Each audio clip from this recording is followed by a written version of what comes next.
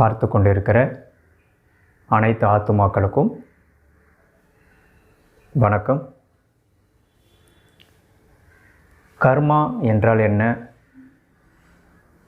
கர்மாவை நாம் கரைப்பதற்கு, குறைப்பதற்கு ஏதேனும் வழிகள் இருக்கிறதா? பெரும்பாலும் ஆன்மீகவாதிகள் கர்மா கர்மா என்று வார்த்தைகளை பயன்படுத்துகிறது. என்ன அர்த்தத்தை அது கொடுக்குது அப்படிங்கிறத நம்ம கேள்விப்படுறோம். கர்மா அப்படின்னா வேறு ஒன்றும் இல்லைங்க, செயல்தான். செயல்னு சொல்லி அப்படி நம்ம சுருக்கமாக முடிக்க வேண்டிய அவசியம் இல்லை. செயல் அப்படின்னு வரும்பொழுது இன்னும் நுணுக்கமாக உங்களுக்கு சொல்லணுமா? ஆன்மீக ரீதியாக ஒவ்வொரு அசைவுகளும் ஒவ்வொரு அதிர்வுகளும் கர்மாதான். மனிதன் உடல் அளவிலும் மனதளவிலும் அவன் செய்யக்கூடிய அனைத்து விதமான அசைவுகளும் நகர்வுகளும் எண்ண ஓட்டங்களும் சிந்தனைகளும் எல்லாம் கலந்த ஒரு கலவைதான் கர்மா. ஆன்மீக ரீதியாக கர்மா 3 வகையான பிரிவுகள் பிரிக்கப்படுது. சஞ்சித கர்மா, பிராராப்த கர்மா, ஆகமிய கர்மா. இது உங்களுக்கு சுருக்கமாக பார்த்துட்ருக்கிற மக்களுக்கு புரியும்படியாக சொல்லணும்னா, இது ஆன்மீக ரீதியாக டீப்பாக இது சொல்லப்போனால் நிறைய விளக்கங்கள் இருக்குது. கர்மா அப்படிங்கிறதே ஒரு பேங்க் அக்கௌண்ட்டில் நீங்கள் வச்சுருக்கிற ஒரு சேவிங்ஸ் அக்கௌண்ட் மாதிரி தான். அதில் எவ்வளோ வச்சுருக்கீங்களோ அதை அப்படியே நம்ம கொஞ்சம் கொஞ்சமாக செலவு செய்யக்கூடிய ஒரு விஷயம்தான் கர்மா அப்படிங்கிறது. இப்போ ஒரு பேங்க் அக்கௌண்ட்டில் நீங்கள் ஒரு உதாரணமாக சொல்கிறேன், ஒரு 10 லட்ச ரூபாய் வச்சுருக்கீங்க அப்படின்னா அதுதான் உங்களுடைய கர்மா.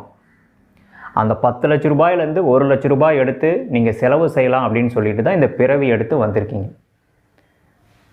ஸோ அந்த 1 லட்ச ரூபாயை நீங்கள் செலவு செய்யாமல் மேற்கொண்டு நீங்கள் கடன் வாங்கி இல்லை ஏதோ ஒரு வகையில் சேவிங்ஸ் நீங்கள் சம்பாதிக்கக்கூடிய பணத்தை நீங்கள் மறுபடியும் அந்த பேங்க் அக்கௌண்ட்டில் போட்டு 1 லட்ச ரூபாய்க்கு மேலே நீங்கள் அதிகப்படுத்தி அந்த 10 லட்ச ரூபாயிலிருந்து இன்னமும் ஒரு 20 லட்ச ரூபாய் அதிகப்படுத்தினீங்க, சேமிப்பு அதிகப்படுத்தினீங்கன்னா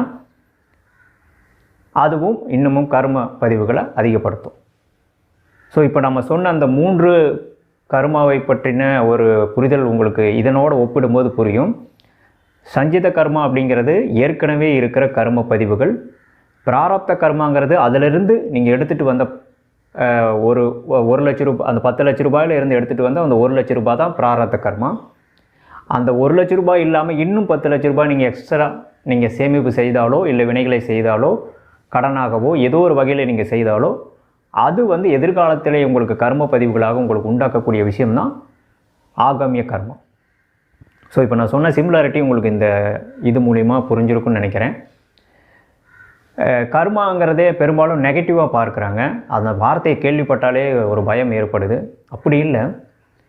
நாம் பூமியிலே மனித உடலில் நாம் நகர்த்தக்கூடிய ஒவ்வொரு நகர்வுகளும் சொற்களும் செயல்களும் அதிர்வுகளும் எண்ண ஓட்டங்களும் உணர்வுகளும் அனைத்துமே கர்மா தான். ஏதோ ஒரு செயல் செஞ்சால் மட்டும்தான் உடல் அளவில் ஒரு செயலை போய் செஞ்சிட்டோம், ஒருத்தர் எதாவது அடிச்சிட்டோம், ஒருத்தர் தப்பு பண்ணிட்டோம், ஒருத்தருக்கு ஏதோ துரோகம் பண்ணிட்டோம், ஒருத்தர் தப்பாக பேசிட்டோம், அந்த மாதிரி செயல்களை வச்சு மட்டுமே கர்மா அப்படின்னு நீங்கள் முடிவு பண்ண வேணாம். நீங்கள் மனதளவில் ஒரு சலனம் ஏற்பட்டாலும் ஒரு சங்கல்பம் ஏற்பட்டாலுமே அது கர்ம பதிவாக மாறிடும். நீங்கள் ஒருத்தரை நினச்சி நீங்கள் மனசளவில் ஒரு வார்த்தை அவன் ஏன் அப்படி இருக்கிறான், அவன் நல்லா இருக்கக்கூடாது, இல்லை அவனை பற்றி கெட்ட வார்த்தையில் தூஷணங்கள் ஏதோ ஒரு வார்த்தைகள் பயன்படுத்திட்டிங்கன்னா அடுத்த மொமெண்ட் உங்களுக்கு கர்மா ஆட் ஆயிரும். அப்படிங்கும்போது எவ்வளோ ரியாக்ஷன் அண்ட் ஆக்ஷன் உங்களுக்கு கர்ம பதிவு தான். நீங்கள் எதை கொண்டு வீசினாலும் உங்களுக்கு அதுக்கு ஆப்போசிட்டாக 2 மடங்கு உங்களை நோக்கி வீசப்படும். ஸோ இதுதான் இந்த கர்மாக்கான விஷயம். இதை எப்படி குறைக்கிறது அப்படிங்கிறதுக்கு நிறைய வழிமுறைகள் இருக்குது. இது இப்போ இருக்கிற காலகட்டத்துக்கு ட்ரெண்டாக போயிட்டுருக்கிற விஷயம் என்னென்னு கேட்டிங்கன்னா, யோக முறை மூலியமாக குறைக்கலாம், ஒரு குறிப்பிட்ட யோக பயிற்சி மூலிமா நீங்கள் குறைக்கலாம் அப்படிங்கிற மாதிரி சொல்கிறாங்க. இன்னும் நிறைய விஷயங்கள் சொல்ல வராங்க. இங்கே கோயிலுக்கு போனால் குறைக்கலாம், அந்த குருமாரை பார்த்தா குறைக்கலாம், இந்த மாதிரி முறைகளை நீங்கள் யாகங்கள் செஞ்சிங்கன்னாவோ ஒரு ஆன்மீக விஷயங்கள் ஏதாவது செஞ்சால் உங்கள் கர்மவினை குறையும், குறிப்பிட்ட பயிற்சியின் மூலிமா நீங்கள் தியானம் மூலிமா செஞ்சிங்கன்னா கர்மவினை குறையும் அப்படிங்கிற மாதிரி நிறைய வழிமுறைகள் இப்போ சொல்லிக்கிட்டு இருக்கிறாங்க ஆன்மீகத்தில். எனக்கு தெரிந்த வகையில் கர்ம வினைகளை ஒருபோதும் நாம் சென்று ஒரு ஒரு விதமான ஒரு விஷயம் செய்து முழுமையாக முற்றிலுமாக குறைத்து விட முடியாது. பாவங்களை மட்டும்தான் குறைக்க முடியும், பாவத்தை மட்டும்தான் மன்னிக்க முடியும். இப்போ ஒரு குறிப்பிட்ட கிறிஸ்தவ மதத்தில் பார்த்திங்கன்னா இறைவனாகிய இயேசு கிறிஸ்து பாவ மன்னிப்பு தருகிறான்னு சொல்லப்படுது. பாவ மன்னிப்பு அப்படிங்கிறது நம்மளை ஒரு பாவ செயல்களிலிருந்து எண்ணங்கள்லேருந்து அதிலேருந்து விடுவிச்சு நம்மளை அதை செய்ய விடாமல் தடுக்கக்கூடிய விஷயம்தான். இது கிட்டத்தட்ட நீங்கள் ஆகமிய கர்மாவுக்கு போகாமல் அவங்கள நிறுத்தக்கூடிய விஷயம்தான். ஸோ ஆனால் ஏற்கனவே நீங்கள் செய்து வைத்த கர்ம வினைகளை முற்றிலுமாக அங்கே அகற்ற முடியாது. பிரபஞ்சத்தில் இறை சட்டத்தில் ஒரு குறிப்பிட்ட இறை சட்டத்துக்கு உட்பட்டு இயங்கிக்கிட்டு இருக்கு. இது மகான்களுக்கும் பெரிய பெரிய குருமார்களுக்கும் கடவுளுக்குமே கூட இந்த சட்டம் இருக்குது. அதை மீறியோ அவங்க செய்யணும், அதை சார்ந்து செய்யணும்னா அது ஒரு உயர்ந்த கட்ட நிலையை அடையக்கூடிய ஆன்மாக்களுக்கு மட்டும்தான் ஒரு சில வெகு சிலருக்கு அந்த விஷயங்கள் குறைக்கப்படும், செயல்படுத்தப்படும். அதுவும் பெரிய அடியாக விழுகிறது ஒரு கொஞ்சமாக விழுகும், அவ்வளோதான். அப்படி தான் செய்வாங்களே தவிர நீங்கள் மொத்தமாக கர்மா கரைஞ்சிரும், நீங்கள் அங்கே போனீங்கன்னா கர்மா கரைஞ்சிரும், ஒரு தியானம் நான் சொல்லி கொடுக்குறேன் அதை பண்ணிங்கன்னா உங்கள் கர்மா கரைஞ்சிரும் அப்படி சொல்கிறதெல்லாம் ஒரு மாயை. கர்மா இருக்க போய் தான் நம்ம இங்கே இருக்கிறோம். கர்மா கரைஞ்சிருச்சு எதுவுமே இல்லைன்னா எங்களுக்கு என்ன வேலைங்க, நம்ம பாடியே தேவையில்லையே. பாடிங்கிறதே கர்மாவோட விளைவுனால தான் பாடியே நம்மளுக்கு இருக்குது, அதுக்குள்ளே தான் நம்மளுடைய சோல் இருக்குது.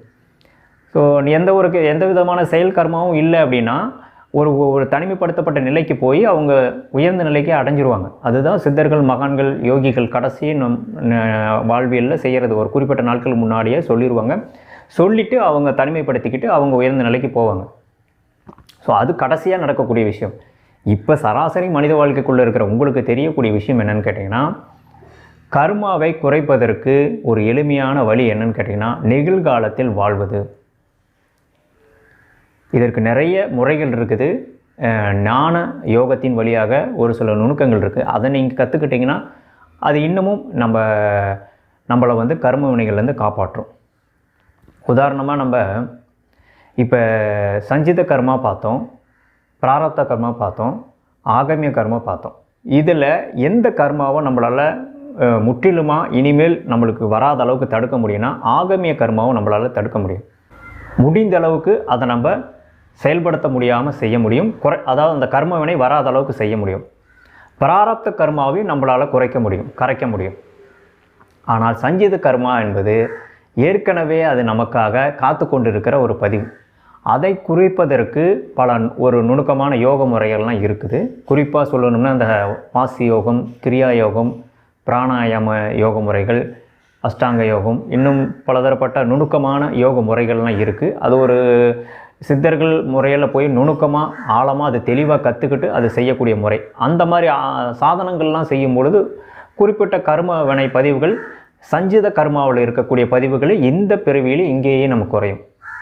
நீங்கள் குறிப்பிட்ட புண்ணிய காரியங்கள் செய்கிறீங்க, அதனால் கர்மா குறைஞ்சிருமா, ஒருத்தருக்கு சாப்பாடு போட்டால் கர்மா குறைஞ்சிருமா, ஒருத்தருக்கு உதவி செஞ்சால், கோயில் காரியங்கள் செஞ்சால் குறைஞ்சிருமா அப்படின்னா அப்படி அது என்ன சொல்கிறது, அது நமக்கு என்னென்னா ஒரு பெரிய பிரச்சனை ஏதாவது வர்றதை குறைச்சி கொடுக்குமே தவிர அது முற்றிலுமாக கர்ம வினைகள் கரைக்காது.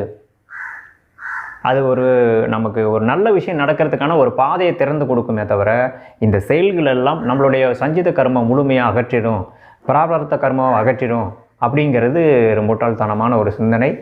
ஸோ இந்த நாளில் நீங்கள் பார்க்கக்கூடிய ஒரு விஷயம் என்னென்னா, இந்த 3 கர்ம வினைகள் இருக்கிறது மனிதனுக்கு, அனைத்து மனிதர்களுக்குமே இது இருக்கிறது. ஒவ்வொருத்தரும் ஒவ்வொரு கர்ம பதிவுகளோடு பிறந்திருக்கிறோம், ஒவ்வொரு காரணங்களுக்காக பிறந்திருக்கிறோம். நம்ம ஆன்மா ஒரு குறிப்பிட்ட செயல் செய்கிறதுக்காக பூமியில் பிறந்திருக்குது. அந்த செயலையும் அந்த கர்ம வினையும் நீங்கள் சரியாக செய்து நிகழ்காலத்தில் வாழும் பொழுது கர்ம பதிவுகள் குறையும். இது ப்ராக்டிக்கலான ஒரு விஷயம். இது நான் இந்த ஆன்மீக பயணத்தில் சோதித்து பார்த்த ஒரு விஷயம்னு வச்சுங்களேன்.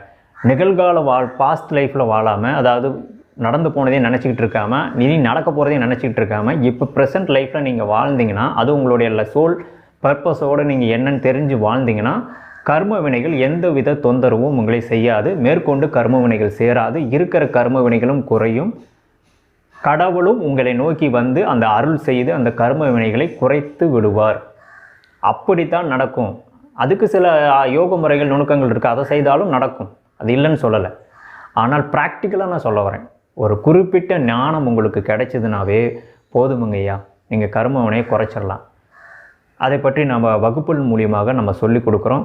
நம்மளுடைய அகோரா ஃபவுண்டேஷன் மூலியமாக சோல் அப்படிங்கிற ஒரு வகுப்பு நம்ம நடத்துகிறோம். அந்த வகுப்புகளில் இது கர்ம வினைகளை சார்ந்த ஒரு டீப்பான விஷயத்தை A to Z நம்ம வந்து கிளியராக சொல்லி, இது எப்படி இனி நம்ம கர்ம வினை நம்மளை தாக்காமல் இருக்கிறதுக்கு என்ன செய்துக்கலாம், எப்படி குறைக்க முடியும் அப்படிங்கிற நுணுக்கத்தை ஞானத்தின் மூலியமாக நாங்கள் இதை கற்றுக் கொடுக்குறோம். அதில் கலந்துக்கும் பொழுது உங்களுக்கு அதுக்கான மிக தெளிவான ஒரு புரிதல் ஏற்படும். நீங்களும் கர்ம வினைகள்லேருந்து ஒரு முற்றிலுமாக உங்களுடைய வாழ்க்கையை மாற்றிக்கொள்கிற ஒரு அனுபவம் உங்களுக்கு கிடைக்கும். கர்மா அப்படிங்கிற விஷயத்தை பற்றியும் அதுக்குள்ளே இருக்கிற பிரிவுகளையும் அதை எப்படி குறைப்பது, அதுக்கான ஏதேனும் வழிமுறைகள் இருக்குதா அப்படிங்கிறத பற்றியும் பேசுனதில் உங்களுக்கு நிறைய புரிதல் ஏற்பட்டிருக்குன்னு நினைக்கிறேன். மீண்டும் ஒரு பதிவில் உங்களை நான் சந்திக்கிறேன்.